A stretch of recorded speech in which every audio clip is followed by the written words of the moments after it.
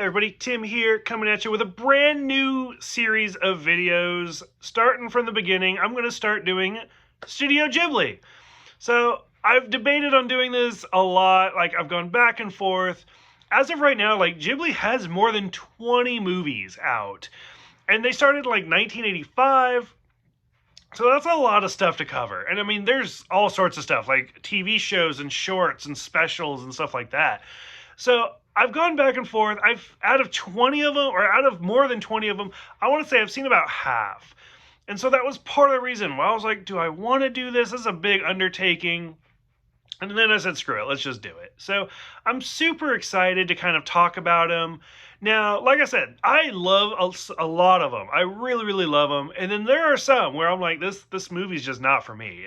I'm sorry, it's not. So I'm sure I'm going to get a lot of backlash where they're like, this movie's fantastic. And I'm like, I mean, it's beloved, but it's not beloved for me. And that is what it is. Everybody has their own opinions. So I'm super excited to see what people think. I'm just going to kind of release these sporadically. It's not going to be right away like a lot of my other videos. So I'm curious to see what people think. As always, I got to do things in order. So I'm going to start from the top. And I'm actually going to do a precursor. So we got to start with Nausicaä of the Valley of the Wind. Came out in 1984. And I mean, yes, it was directed by Miyazaki, but it actually is the precursor to Studio Ghibli.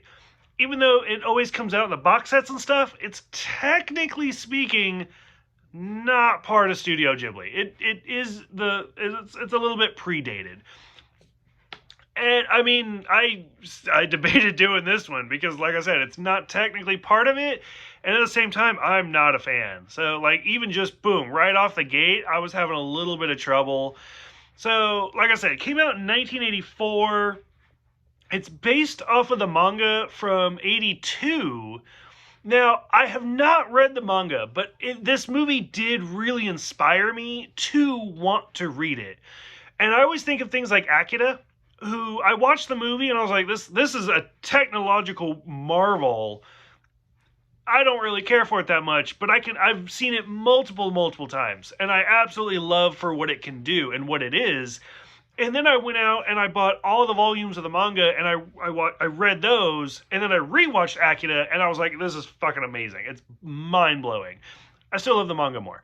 So maybe I'm going to go out, because I do the graphic novel videos as well, so maybe I'll go out and get Nausicaä, the novels, and read those. But for me, this movie was just so slow. Now, Nausicaä has affected me in other ways, because I'm a huge Star Trek fan. I mean, you can see the Batlift kind of behind me. And I mean, Next Generation was on the air from 1989 to 1993. And this movie came out in 84, and the Nausicaans, I mean, those were the aliens that stabbed Captain Picard in the chest. And Nausicaans have been in Star Trek quite a bit. And they get their name from this movie. So I'll say it right now, just get out of the way. I prefer dubbed movies.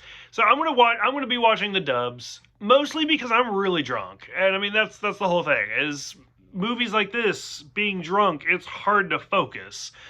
And so it's even harder to read and watch at the same time, intoxicated. But so I'm watching the 2005 dub. That alone is amazing. That this movie wasn't even dubbed until, or properly dubbed until 2005. I was graduating high school and everything. But a lot of really good actors, like I said, Star Trek, Patrick Stewart is in it, Uma Thurman, everybody knows, this was in, the heyday, Kill Bill. Chris Sarandon, who's a fantastic actor, I've met him. He's the voice of Jack, and from Nightmare Before Christmas, and he was in Princess Bride, stuff like that. Fright Night. So that was amazing. Shia LaBeouf, who 2005, I mean, he was already doing Transformers, or starting to do Transformers, and then finishing Even Stevens, stuff like that. Edward James Olmos from Battlestar, and then of course the amazing Mark Hamill. You gotta go with the Joker, stuff like that. Maybe Star Wars. Yeah, that's a joke. But still, a fantastic cast. The overall movie was just so hard for me to get into. I understand Nausicaä and the fortune telling, stuff like that. I had read that there was a controversy because her pants are like almost like the same color as her skin. And so a lot of people thought she was just running around like half naked with the blue like coat, robe, whatever. I thought that was great. Like that kind of highlighted the movie because I was like, I mean, to me, I could clearly tell she was wearing pants, but whatever. I don't know. I tried really, really hard to get into this, but I mean, to start with this, I'm struggling already. But who knows? I'd love to see what other people's thoughts are on this movie to kind of tell me what they appreciate. If enough people comment and they're like, no, this is what you need to look for, and this is kind of what highlights it, I will rewatch this. I'll make another video. I don't care. Like, that's why I do this, is because I want other people's opinions to kind of show me what I'm missing. So, like I said, I'm curious what brings other people to this movie so we can talk about it.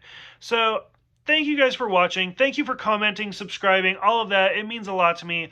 And I'll see you guys next time for Laputa Castle in the Sky.